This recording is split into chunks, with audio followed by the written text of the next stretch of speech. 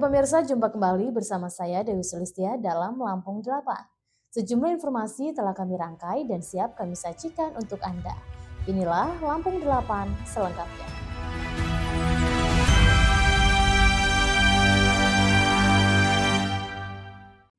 Ya pemirsa, Kementerian Haji dan Umroh memperketat aturan istitah kesehatan bagi jemaah haji. Salah satu pengetatan paling signifikan adalah larangan keberangkatan bagi jemaah dengan kehamilan resiko tinggi. Kepala Pusat Kesehatan Haji Kementerian Haji dan Umroh, Lili Marhendro Susilo, menerangkan pengetatan dilakukan sebab selama ini kematian jemaah haji Indonesia menjadi sorotan pemerintah Arab Saudi. Kematian jemaah haji Indonesia di tahun sebelumnya dinilai tinggi sehingga jemaah yang berangkat tahun 2026 harus dipastikan dalam kondisi sehat. Salah satu pengetatan paling signifikan adalah larangan berangkatan bagi jemaah dengan kehamilan beresiko tinggi.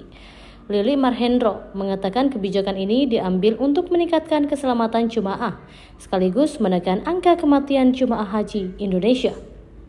Ditambahkan Lili, aturan kesehatan haji 2026 pada prinsipnya masih sejalan dengan kebijakan sebelumnya. Meski begitu, terdapat pengetatan khusus pada aspek kehamilan. Kebijakan terbaru lainnya yang menjadi perhatian adalah larangan bagi perempuan dengan usia kehamilan 3 bulan terakhir untuk menunaikan ibadah haji. Bahkan kehamilan dengan risiko tinggi sama sekali tidak diperkenankan berangkat. Aturan ini akan menjadi bagian dari persyaratan kesehatan yang wajib dipenuhi jemaah haji sejak proses pemeriksaan di tanah air hingga penerbitan visa haji.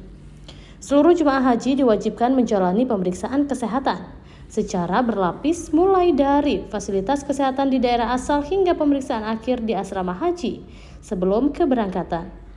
Dalam penerapan istitah kesehatan, Kementerian Haji dan Umroh membagi jemaah ke dalam beberapa kategori, yakni istitah murni, istitah dengan pendampingan, belum istitah, dan tidak istitah. Dari Jakarta, Tim Liputan Garuda TV melaporkan. Ya selanjutnya pemirsa, pejabat sementara Direktur Utama Bank Lampung, Indra Meviana, menyampaikan apresiasi atas kepercayaan pemegang saham dan seluruh pemangku kepentingan.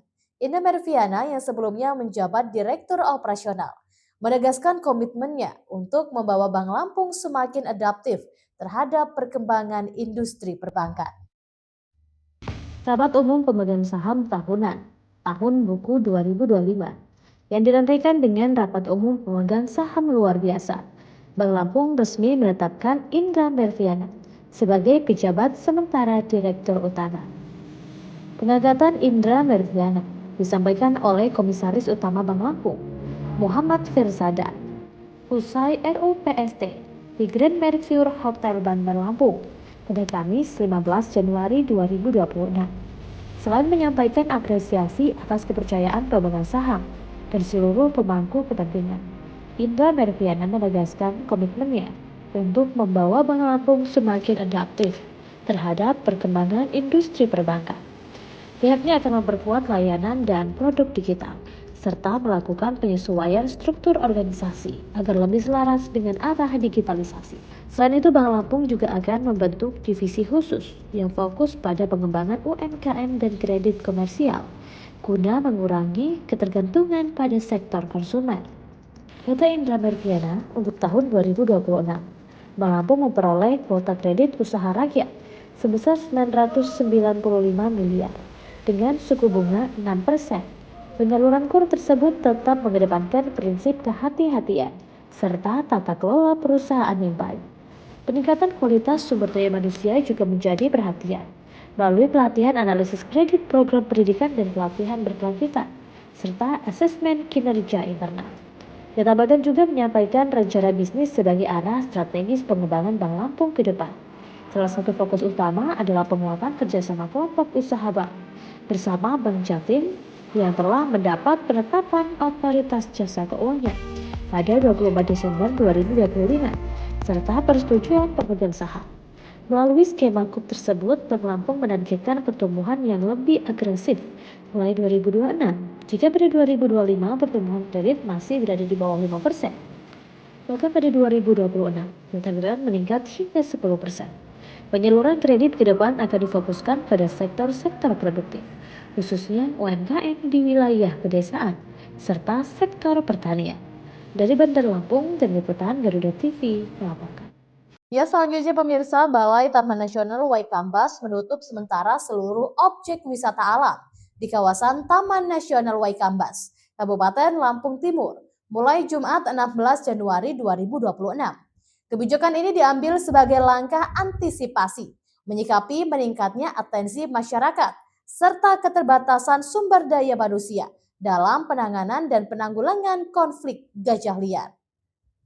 Penutupan tersebut tertuang dalam Surat Edaran Nomor SE 105 T11 TU HMS 01 08 B 01 2026 yang ditandatangani Kepala Balai Taman Nasional Waikambas Mahir Zaidi.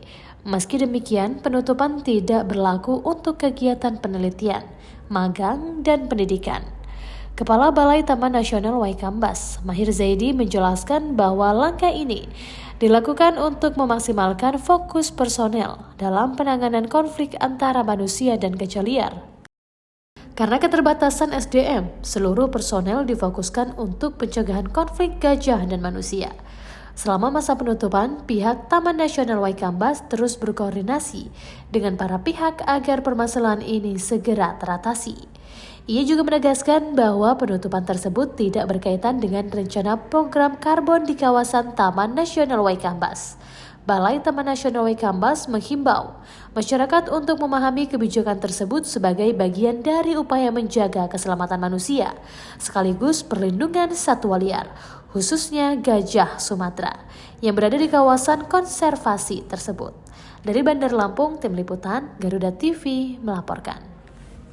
Ya, selanjutnya pemirsa, penutupan Taman Nasional Waikambas untuk akses kunjungan wisata umum mulai Jumat 16 Januari 2026. Meski salah satu ikon wisata Lampung ini ditutup, Dinas Pariwisata dan Ekonomi Kreatif Provinsi Lampung memastikan hal tersebut tidak akan berdampak signifikan terhadap geliat pariwisata di Bumi Ruai Jurai. Penutupan Taman Nasional Waikambas untuk akses kunjungan wisata umum mulai pada Jumat 16 Januari 2026. Meski salah satu ikon wisata Lampung ini ditutup, Dinas Pariwisata dan Ekonomi Kreatif Provinsi Lampung memastikan hal tersebut tidak akan berdampak signifikan terhadap geliat pariwisata di Bumi Ruai Jurai. Kepala Dinas Parekraf Bobi Irawan mengatakan Provinsi Lampung memiliki banyak opsi wisata untuk pelancong, mulai dari pantai, gunung, taman, hingga kuliner. Dirinya mengatakan bahwa penutupan Taman Nasional Waikambas hanya bersifat sementara dan didasari oleh faktor keamanan serta manajemen konflik satwa. Bobi menambahkan terbatasnya personel di lapangan membuat pihak pengelola harus melakukan skala prioritas, melakukan mitigasi dan pengamanan konflik di sektor kawasan Taman Nasional. Meski wisata umum ke Taman Nasional Waikambas dilarang, Bobi mengaku telah mendapat konfirmasi bahwa aktivitas tertentu masih diperbolehkan dengan syarat ketat. Terkait wisatawan yang sudah menjadwalkan kunjungan untuk melihat gajah, Bobi Irawan mengatakan Waikambas bukanlah satu-satunya pilihan. Ia memberikan beberapa alternatif destinasi wisata pengganti bagi wisatawan yang ingin berinteraksi dengan gajah. Menurutnya ini menjadi pilihan paling presentatif dan dekat bagi masyarakat yang ingin berinteraksi dengan gajah. Selain itu, Bobi menyebut Lampung memiliki keragaman destinasinya, meliputi 170 pulau di Teluk Lampung dan Teluk Semaga, hingga wisata pegunungan dan kuliner. Dari Bandar Lampung, Tim Liputan Garuda TV melaporkan. Ya, suasana kantor Badan Pendapatan Daerah Bapenda Provinsi Lampung Kamis lalu tak seperti hari kerja biasanya. Hari itu kental dengan nuansa khas Lampung. Bukan saja para pegawai yang mengenakan baju motif Lampung, tapi interaksi antar pegawai juga menggunakan bahasa Lampung. Bahkan hari itu digelar apel pagi yang dipimpin langsung Kepala Bapenda, Slamet Riyadi. Dari awal mulai apel hingga penutupan menggunakan bahasa Lampung. Instruksi Gubernur Lampung nomor 4 tahun 2025 tentang Hari Kamis Beradat ternyata efektif. Kebijakan mewajibkan aparatur sipil negara mengenakan mengenakan baju khas Lampung serta menggunakan bahasa Lampung dalam aktivitas kedinasan tiap hari Kamis. Dijalankan organisasi perangga daerah di lingkungan Pemprov Lampung, di antaranya kantor Bapenda. Di kantor Bapenda Provinsi Lampung sebelum masuk jam kerja sudah digelar apel pagi. Semua ASN-nya mengenakan busana khas motif Lampung, juga komunikasinya menggunakan bahasa daerah bahasa Lampung. Kepala Bapenda Provinsi Lampung Slamet Riyadi memimpin langsung apel pagi tersebut. Dengan menggunakan bahasa Lampung, prosesi apel secara keseluruhan menggunakan bahasa Lampung meski terlihat masih ada yang kaku karena kurang terbiasa.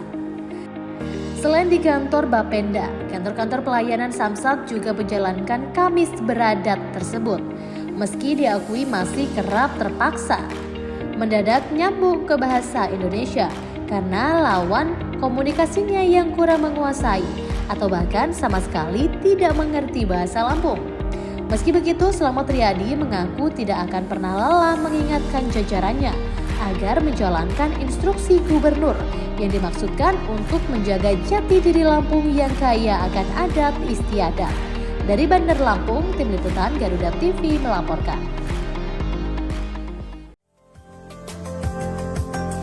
Alam yang mempesona, budaya yang mengakar, dan sejarah yang menawan. Berarti setiap domba ada pelatihnya masing-masing? Ada. Setiap sudutnya selalu punya cerita yang akan diceritakan. Perjalanan keindahan dari negeri yang luar biasa. Jelajah Nusantara. Setiap Sabtu dan Minggu hanya di Garuda TV. Ya, selanjutnya pemirsa, seorang pria warga Bandar Agung, Kecamatan Terusan, Nyunyai, Kabupaten Lampung Tengah, diamankan Polsek Terbanggi Besar karena membuat laporan palsu sebagai korban pembegalan. Pelaku berinisial HD berusia 36 tahun membuat laporan ke polisian dan mengaku dibegal saat mengendarai mobil perusahaan Grand Living-nya di Kecamatan Terbanggi Besar dan uang perusahaan sebesar 300 juta raib dibawa kabur begal. Kapolsek Terbanggi Besar AKP Dailami mengatakan pria berinisial HD membuat laporan ke polisian dan mengaku sebagai korban begal dengan kerugian 303 juta rupiah. Namun setelah dilakukan penyelidikan, yang bersangkutan justru kami tetapkan sebagai tersangka karena membuat laporan palsu. Dan kejadian pembegalan tersebut tidak pernah ada. Tidak tanggung-tanggung, HD sebelumnya bahkan sempat membuat sebuah video hoax yang viral di media sosial, menampilkan bagasi mobil terbuka dengan narasi olehnya yang menyebutkan bahwa HD tidak bisa melanjutkan perjalanan. Kunci mobil dirampas, HP dirampas, dan dia mengaku telah menjadi korban pembegalan. Pria yang bekerja sebagai karyawan sales gudang penjualan spare part PT Lautan Teduh Yamaha di Kampung Poncowati, Kecamatan Terbanggi Besar itu pun mengaku dalam video bahwa pelaku begal juga merampas sejumlah uang di dalam bagasi mobil yang saat itu dia kemudikan.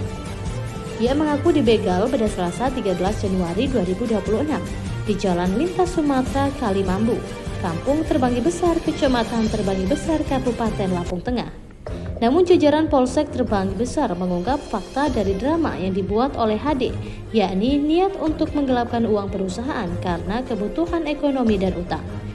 Kapolsek Dailami menjelaskan penetapan tersangka terhadap HD bermula ketika jajaran Polsek Terbanggi Besar mendapat laporan kepolisian dari yang bersangkutan pada Kamis 15 Januari 2026. Pelaku HD saat itu membuat laporan kepolisian sebagai korban begal dengan nomor laporan LPB3I 2026 SPKT Polsek Terbanggi Besar, Polres Lampung Tengah, Polda Lampung. Menyikapi hal tersebut, Tekap 308 Polsek Terbanggi Besar kemudian melakukan pendalaman untuk memastikan kejadian tersebut. Hasilnya, pihak kepolisian mendapati bukti dan fakta di lapangan bahwa tidak ada aksi pembegalan atau tindak pidana pencurian dengan kekerasan pada Selasa tanggal 13 Januari 2026 di Jalan Lintas Sumatera Kalimambu, Kampung Terbanggi Besar. Kemudian, kata Dailami, saat melakukan pemeriksaan terhadap HD, yang bersangkutan juga menunjuk gelagat yang berbelit-belit dan tidak konsisten dalam memberikan kesaksian.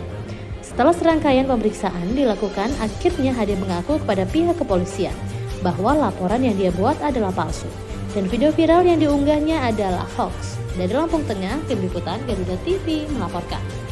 Ya, selanjutnya pemirsa, kecelakaan beruntun terjadi di Jalan Lintas Barat Kota Agung, Kabupaten Tanggamus. 3 kendaraan terlibat dalam insiden ini. Beruntung tidak ada korban jiwa. Kecelakaan berawal saat sebuah mobil L300 selesai mengisi bahan bakar di SPBU Kota Agung dan hendak berbelok ke arah Wonosobo. Pada saat bersama, dari arah Bandar Lampung melaju sejumlah kendaraan roda 6, termasuk truk Fuso B9132 yang mengangkut sepeda motor. Salah satu kendaraan di depan melakukan pengereman mendadak. Kendaraan di belakang tidak sempat menghindar, sehingga terjadi kecelakaan beruntun. Benturan melibatkan truk Fuso Napol BG 8509 Kiki bermuatan buah-buahan yang berada di belakang truk pengangkut sepeda motor. Dampak benturan tersebut mengenai mobil L300 yang baru saja keluar dari SPBU. Akibat kejadian ini, arus lalu lintas sempat terganggu. Petugas kepolisian langsung melakukan pengaturan dan evakuasi kendaraan. Rol kondisi kendaraan rusak, truk Fuso bermuatan sepeda motor, truk Fuso bermuatan buah-buahan, mobil L300 rusak, petugas polisi di lokasi, arus lalu lintas. Kronologis kejadian laka lantasnya bermula L300 hendak nyebrang dari kiri jalan ke kanan jalan. Kemudian dari arah Bandar Lampung ada kendaraan yang mengangkut R6 yang mengangkut kendaraan R2 sempat berhenti mendadak dan kemudian datang dari arah yang bersamaan kendaraan R6. Jadi berapa mobil sebenarnya? Ada tiga kendaraan yang terlibat kecelakaan. Cuman hanya kerusakan material dan juga tidak ada korban jiwa dalam kecelakaan tersebut. Kapos Lantas Kota Agung Aibda Hendra Darmawan menjelaskan kejadian berawal dari pengereman mendadak kendaraan di depan sehingga terjadi tabrakan beruntun. Saksi mata Ahmad Timi mengatakan tidak ada korban jiwa dalam kejadian tersebut. Namun sejumlah kendaraan mengalami kerusakan dan beberapa terkena tumpahan solar. Dari Tanggamus, Tim Liputan Garuda TV, Hardi melaporkan. Ya pemirsa, anggota DPR RI dari Dapil Lampung 1, Putri Zulkifli Hasan, menyerahkan bantuan seperangkat peralatan pendidikan berbasis teknologi kepada Pondok Pesantren Tahfizil Quran Darus Saadah, Kecamatan Gedung Tataan, Kabupaten Pesawaran. Menariknya, bantuan yang diserahkan paket komplit terdiri dari 30 unit komputer, 15 unit UPS, 2 unit printer, 1 unit proyektor, dan 3 unit laptop. Putri Zulkifli Hasan didampingi anggota DPRD Pesawaran, Faisaluddin, pada Jumat 16 Januari 2026, datang langsung ke Pondok Pesantren Tahfizil Quran Darus Saadah, Kecamatan Gedung Tataan, Pesawaran. Dalam kegiatan yang berlangsung di halaman Yayasan Pondok Pesantren Darus Saadah itu, Putri Zulkifli Hasan secara langsung menyerahkan bantuan 30 unit komputer, 15 unit UPS, 2 unit printer, 1 unit proyektor, dan 3 unit laptop tersebut. Menurut Putri Zulkifli Hasan, yang juga Ketua Fraksi PAN DPR RI itu, bantuan tersebut diberikan sebagai bentuk komitmen pemerintah guna peningkatan kualitas pendidikan, khususnya dalam mendukung pelajaran berbasis teknologi. Pemilik panggilan akrab Putri Zulhas mengatakan bahwa patut disyukuri bahwa Yayasan Ponpes Darus Saadah merupakan salah satu sekolahan yang mendapatkan bantuan perangkat komputer. Putri Zulhas berharap lulusan Ponpes Darus Saadah nantinya tidak kalah dengan lulusan sekolah-sekolah swasta atau sekolah negeri lainnya. Putri mengingatkan santriwan dan santriwati tidak cukup hanya membekali diri dengan karakter yang baik, tapi juga harus kreatif, inovatif, juga memiliki skill lainnya yang nantinya dapat digunakan untuk mendapatkan pekerjaan di zaman yang serba digital. Putri Zulhas juga berharap santri di Pondok Pesantren Darus Saadah memiliki kemampuan digital yang baik. Pimpinan Yayasan Ponpes Darus Saadah, Guston Haji Maulana, menyampaikan terima kasih kepada Putri Zulkifli Hasan, anggota DPR RI dari fraksi yang dinilainya sebagai wakil rakyat sesungguhnya. Guston Maulana berharap agar Ketua Fraksi PAN Putri Zulhas tidak kapok berkunjung ke pondok pesantren yang diasuhnya ke depan. Dia juga berharap para wakil rakyat dari Lampung lainnya bisa berkontribusi yang langsung dirasakan masyarakat seperti dilakukan Putri Zulhas. Dari Pesawaran, Tim Liputan Garuda TV melaporkan. Ya, selanjutnya pemirsa, DPRD Kota Bandar Lampung menyatakan dukungannya terhadap wacana pembangunan perumahan khusus bagi aparatur sipil negara yang digagas pemerintah Kota Bandar Lampung. Dukungan disampaikan Ketua Komisi 3 DPRD Kota Bandar Lampung, Agus Jumadi, menanggapi pernyataan Wali Kota Eva Duyana terkait perumahan ASN sebagai percontohan kawasan hunian bebas banjir. DPRD Kota Bandar Lampung menyatakan dukungannya terhadap wacana pembangunan perumahan khusus bagi aparatur sipil negara yang digagas pemerintah Kota Bandar Lampung. Dukungan disampaikan Ketua Komisi 3 DPRD Kota Bandar Lampung, Agus Jumadi, menanggapi pernyataan Wali Kota Eva Duyana terkait rencana pembangunan perumahan ASN sebagai percontohan kawasan hunian bebas banjir. Sebelumnya, Wali Kota Eva Duyana mengungkapkan rencana tersebut saat meninjau lokasi pasca banjir di Kelurahan Kalibalau Kencana, Kecamatan Kedamaian, pada Sabtu 10 Januari 2026. Perumahan ASN direncanakan menjadi prototipe kawasan permukiman yang memiliki sistem tata kelola lingkungan dan drainase yang baik. Agus Jumadi mengatakan, wacana pembangunan perumahan ASN tersebut memang masih berada pada tahap perencanaan dan belum dibahas secara khusus bersama DPRD, khususnya Komisi 3.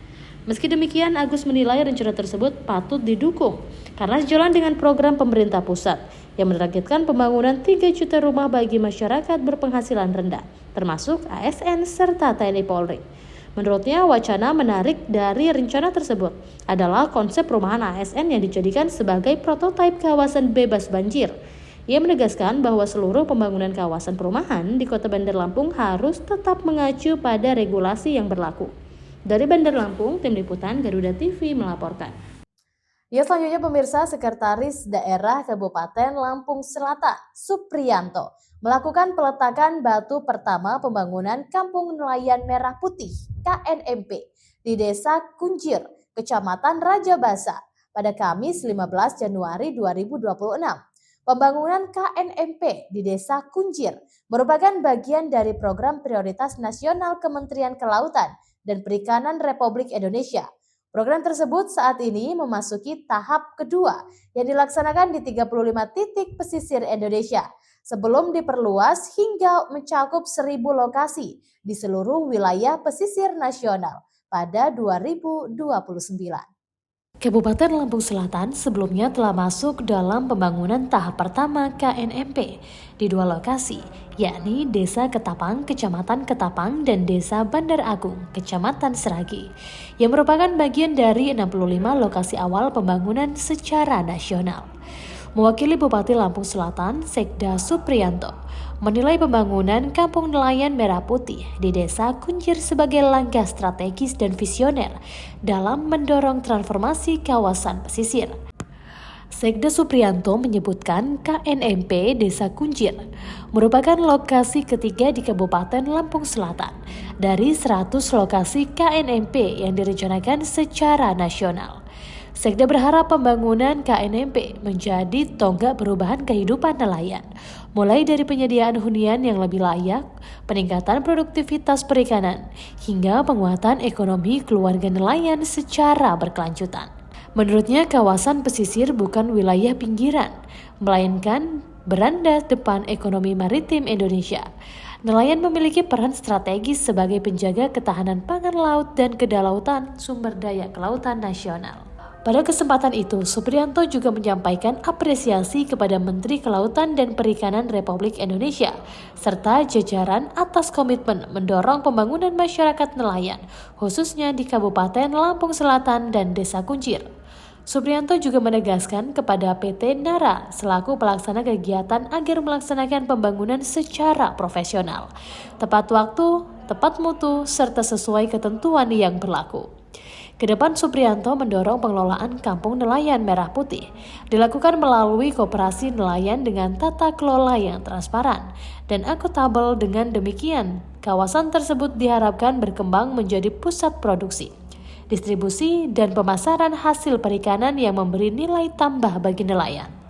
Pejabat pembuat komitmen PPK Pembangunan KNMP KKP RI, Yusuf Santoso, mengatakan pihaknya menargetkan penyelesaian persiapan material pembangunan pada Januari 2026. Dengan demikian, pekerjaan fisik diharapkan dapat dimulai pada awal Februari 2026. Dijelaskan pengelolaan kawasan Kampung Nelayan Merah Putih nantinya akan diserahkan kepada Koperasi Desa Merah Putih dengan pengawasan dari Dinas Perikanan, pemerintah daerah, serta kepala desa setempat. Dari Lampung Selatan, Tim Liputan Garuda TV melaporkan. Di tengah perubahan dan dinamika bangsa, ada isu yang memerlukan sebuah solusi. Bersama narasumber terpercaya, mengulas topik terkini untuk negeri. Kait dengan RUU perampasan aset yang Live dari Sarinah dan Menara Garuda. Indonesia Kita, Senin sampai Jumat pukul 7 malam hanya di Garuda TV. Ya, selanjutnya pemirsa, pemerintah Kabupaten Tulang Bawang, Lampung melalui PKK, BPBD, dan Dinas Sosial menggandeng Basnas memberikan bantuan sembako terhadap korban bencana angin puting beliung di Kampung Sidomulyo, Kecamatan Penawartama. Ketua PKK Kabupaten Tulang Bawang Herlinawati bersama Kepala BPBD Kenadi dan Ketua Basnas Kabupaten Tulang Bawang Iantori memberikan bantuan kepada 32 kepala keluarga di Kampung Sidomulyo yang terdampak angin puting beliung beberapa waktu yang lalu. Bantuan sembako itu diberikan sebagai salah satu bentuk kepedulian pemerintah Kabupaten Tulang Bawang kepada masyarakat yang rumahnya terdampak musibah angin puting beliung pada Minggu 11 Januari 2026 lalu. Sebelumnya, pemerintah Kabupaten Tulang Bawang melalui Ketua PKK Herlinawati juga memberikan bantuan yang sama kepada masyarakat di Kampung Sungai Nimbung, Kecamatan Dente Teladas.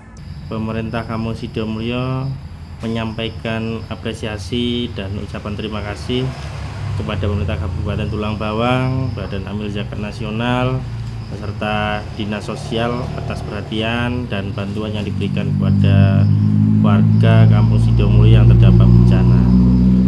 Bantuan tersebut dinilai sangat berarti dan membantu meringankan beban masyarakat dalam masa pemulihan pasca bencana.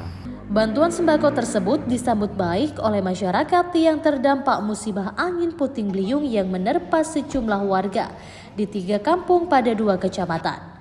Pemerintah Kampung Sidomulyo yang diwakili oleh Kepala Kampung, Darmanto, mengapresiasi pemerintah Kabupaten Tulang Bawang yang telah peduli terhadap masyarakat yang terdampak musibah angin puting beliung.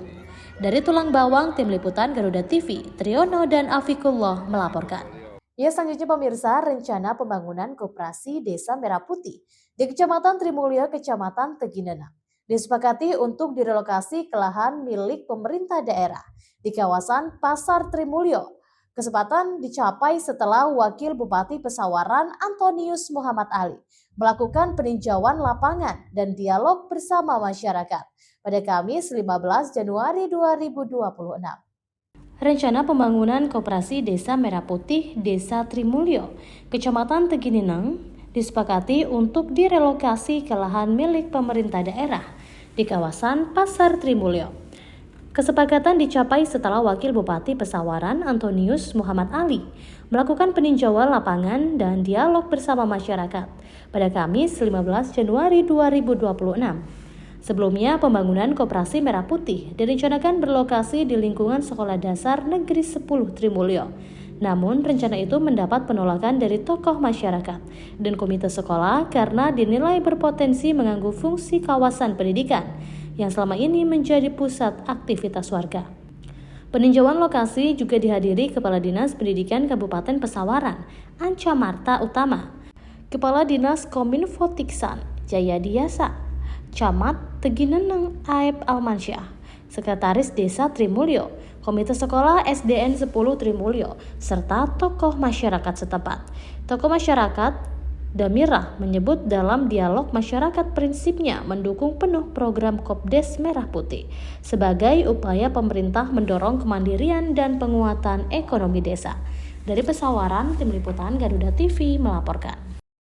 Ya pemirsa, tim SAR gabungan resmi menghentikan operasi pencarian korban jatuh dari kapal nelayan KM Aldo Putra 02 di perairan Kuala Penet, Kabupaten Lampung Timur pada Kamis 15 Januari 2026.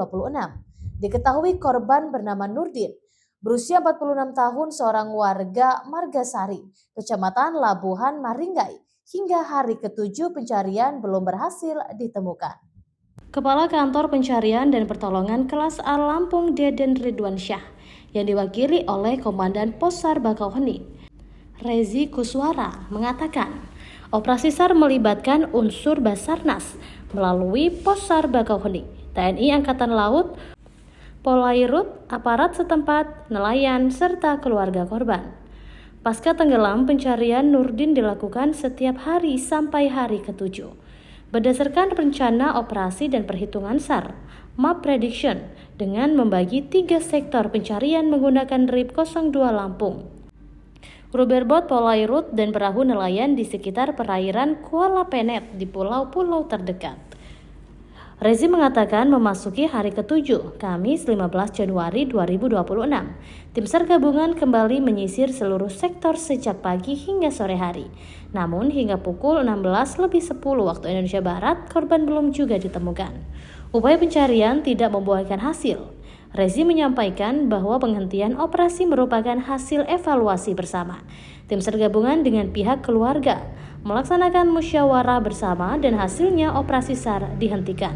Dari Lampung Timur, Tim Liputan Garuda TV melaporkan. Ya, demikian pemirsa, informasi tadi sekaligus mengakhiri perjumpaan kita untuk hari ini. Tetap saksikan Lampung 8 dimanapun Anda berada. Saya Dewi Sulistia beserta kru dan jajaran yang bertugas pamit undur diri dan sampai jumpa.